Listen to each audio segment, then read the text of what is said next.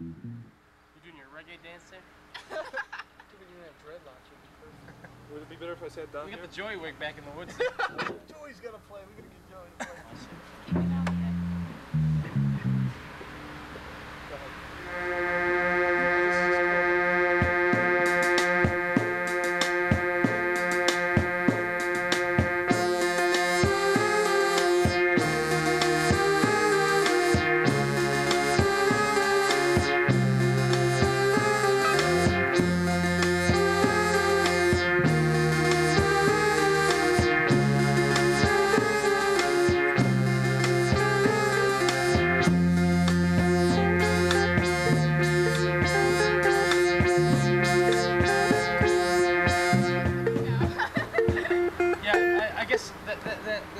That bass line doesn't run through the whole song, though. That's why I think you should hear the song. Shut off the camera for a second, Dave. I'll bring up the tape. Welcome to Brahman Nirguna. This is the story of Zither and what shook them up. Was it the management? Was it the world tours? Or was it the wild parties? Specifically, people say it was Dave's fault. That was a beer can. It all went to Dave's head. Got like the biggest ego I've ever seen in my life. I mean, he was very, I want to be in the front, I want to write all the songs, I want to do all this, and, you know? January 27, 1985. Zither gave this interview. We are called Zither. Uh-huh. And that is because we play an instrument called a zither. And it's an old folk instrument having 30 to 40 strings, which is strummed. Okay, also, let's see, there was one question I knew I had to ask. I knew it. Maybe you guys can remind me of that question. Come on. Where our band is planning to go in the future with instrumentation. Oh, yeah, exactly. Well, Zither, I think it'd be kind of strange to call yourself Zither and all of a sudden go to electric guitars or go to... We plan on keeping the Zither. Okay. And that's the main center of our band. Yeah. We want to be with the folk orientation because it is an old folk instrument. So, and that's kind of a direction. Yeah. Okay.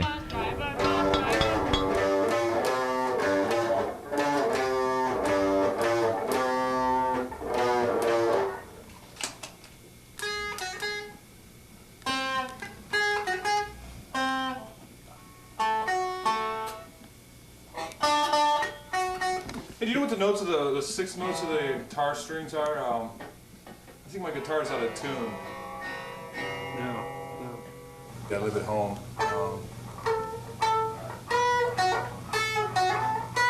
It's kind of a pressure situation, I guess.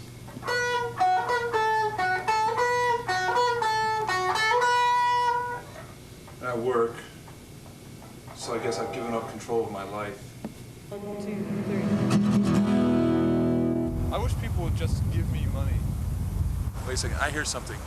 Come, follow me. I'll show you. I'll show you something. Listen. Hurry, hurry. Do you hear it? Can you hear it?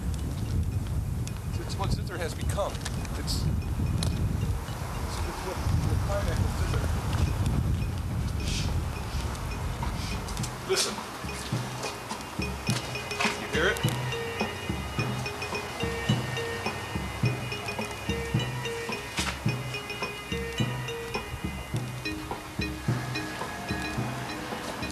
Oh yeah, this is our greatest tune, Columbia.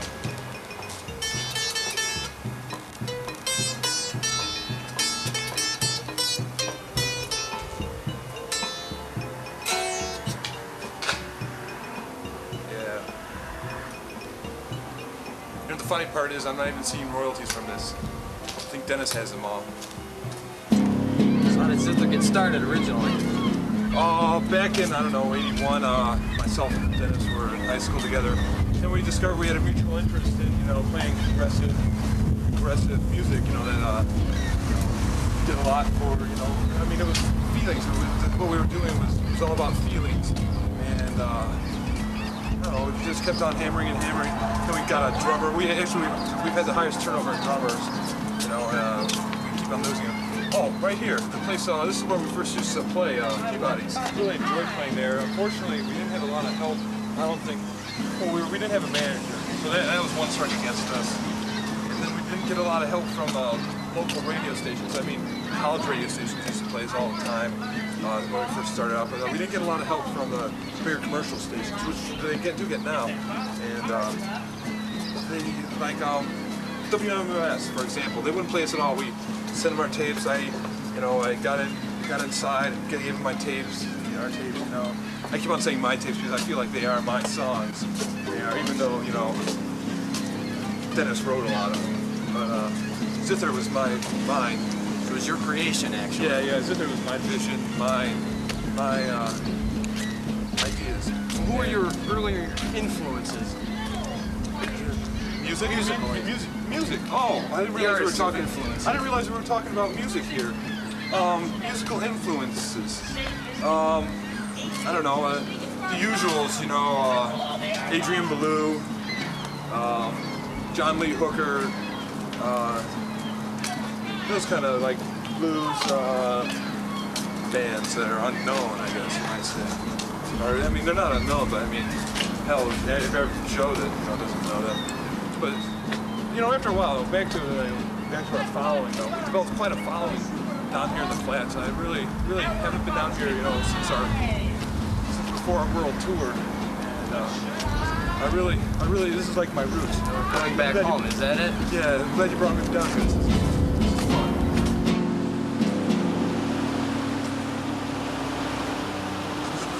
Zither was a power band. We were full of power and, you know,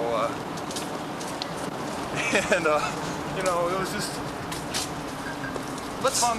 You know, well, actually, it wasn't fun because, you know, everyone else took it so lightly, and I was really serious about it. And you know, it was just Until the cookie thing started up. Let's change the subject and get on this cookie addiction. cookies. Oh well. What about my cookie addiction? You know, I'm not going to deny that I was addicted to cookies. It's true. You know, it's you know, it's something, you know, it happens to everyone. I mean, not everyone, but it can happen to you. I know it was a rough time being plastered all over the tabloids and everything, or having your privacy invaded, but still, you really waited too long to seek help, and it almost ruined your career. At least that's just my opinion. I don't think you did it. You haven't talked to the right people about this. You're just reading. You're just talking about what you've read in the papers, read in the tabloids, the Star, the Weekly World News. You know.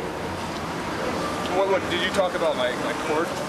You looked at the transcripts from my trial. Did you happen to see that? No, sir. No. Well, if you would have read that, you would have discovered. You know, I mean, you would have learned that. You know. Yeah. Well, it was my fault, sure, but I was acquitted of all charges of cookie possession and cookie use. Some say you bribed the judge. We started going on binges, a lot of binges. I mean, it was really bad. You know, cookies, of course. But you know, we started getting into a more, you know, a modal jazz type stuff, becoming more of an interesting band.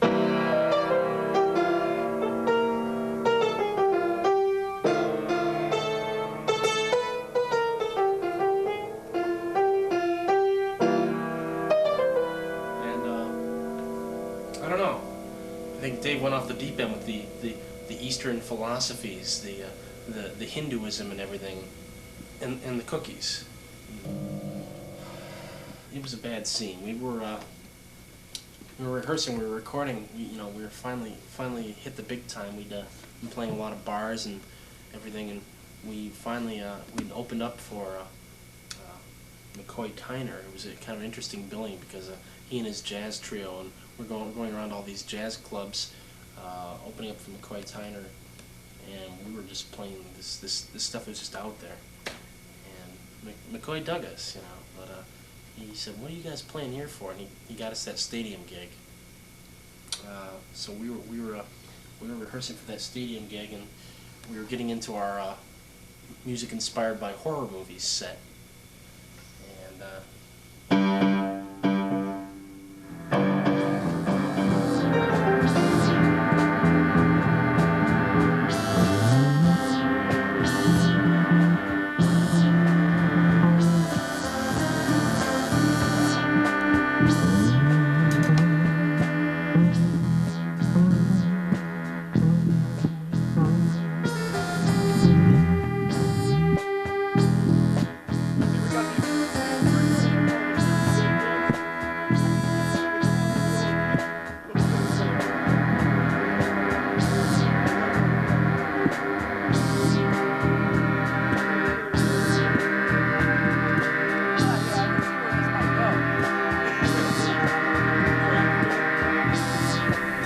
lost it. He wanted to play I Want to Buy a Cuisinart Forever. He couldn't take it. He threw his guitar on the floor, and then he left. Then he walked back in and got his guitar and left again. And tried talking to him, and he's just unreasonable. All he talks about is what I want. I want this. I want that. I want to do this. I want to buy a Cuisinart. Cuisinart. Cuisinart. Cuisinart. Cuisinart. Cuisinart. Cuisinart. Cuisinart. Cuisinart. Cuisinart. Cuisinart. Cuisinart. Cuisinart. Cuisinart. Cuisinart. All right, well, talk to you soon then. Okay,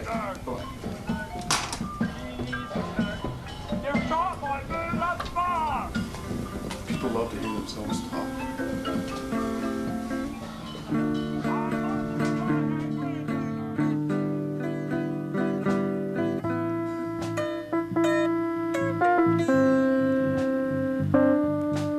Dude just reacted as he always would when things weren't going his way. He'd just leave and walk off and swear at us, badmouth us,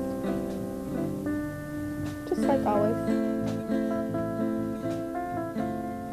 Well, if we did get back together, I could handle that. I don't know about, I can't speak for everybody else, but I would like to do that. Get back together and work on some new stuff. Maybe if Dave will calm down a bit and we could try it.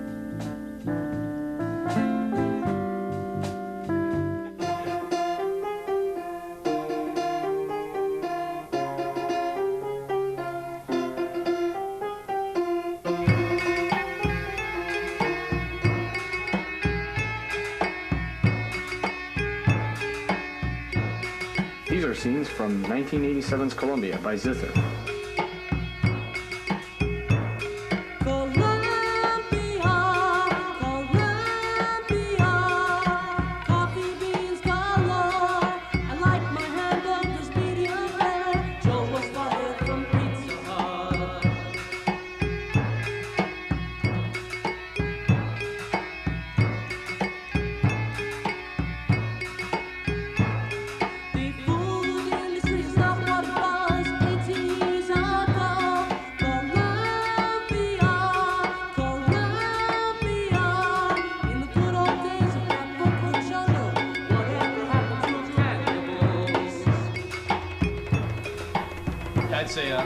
I'd say that Columbia was from Zither's heyday. We hit about the height of it. We had some really good music with depth after that. That too. She stole Dave's mind. She talked to him too much, and all he ever had time to do after that was listen to Carol talk.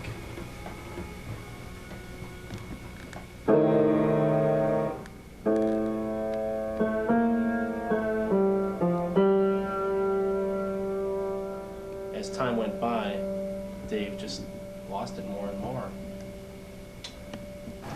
I've heard that you were pretty tight with Sid Vicious before he died. Yeah, Sid and I met Sid. I was very young at the time when I met Sid. I was just a couple months before he died. Same kind of thing, you know. I feel very lucky because there was a woman in my life, and I guess some people might say she messed up our relationship, but I mean the same thing happened to him. It went further, actually leading to his own mortality. Some people say that he's the one that actually screwed up your relationship with Carol? Mm-hmm. In fact, those two were seen on many occasions together at different functions. And, you know, you once again you're speculating, and I think you're trying to piss me off. And I'm just trying if this is how you want to conduct your interview, you know. I'm just trying to dig out your inside emotions, and I need to bring out the real you. You know. Oh, come on now. And what of Ken Yakkel, Zither's only bassist?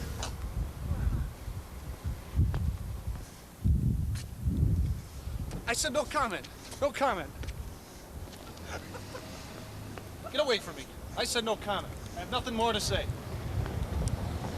Did you hear me? You know, I lived in Cleveland for a long time, and I really feel, you know, like I'm part of the community. I've been here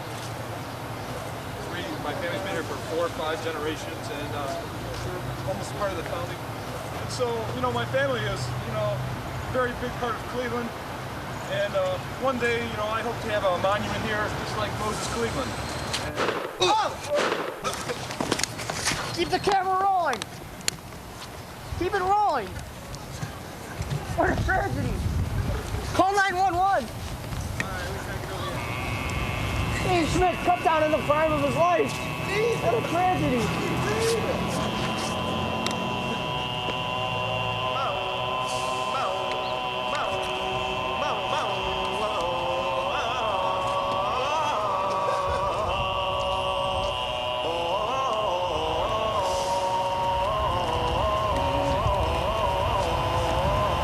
Somebody call 911. This is gonna make the network news.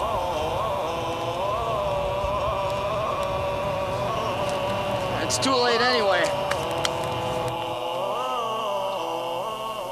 We'll never see this Dave again, I can tell you that.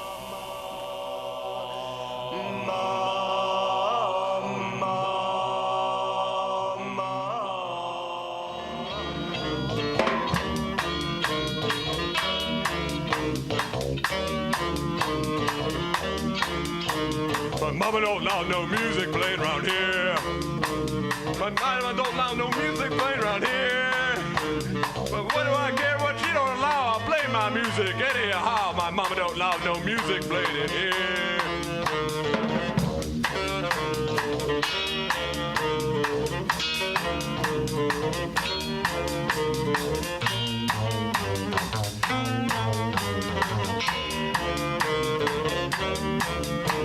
My mama don't allow no music playing around here. My mama don't allow no music playing around here.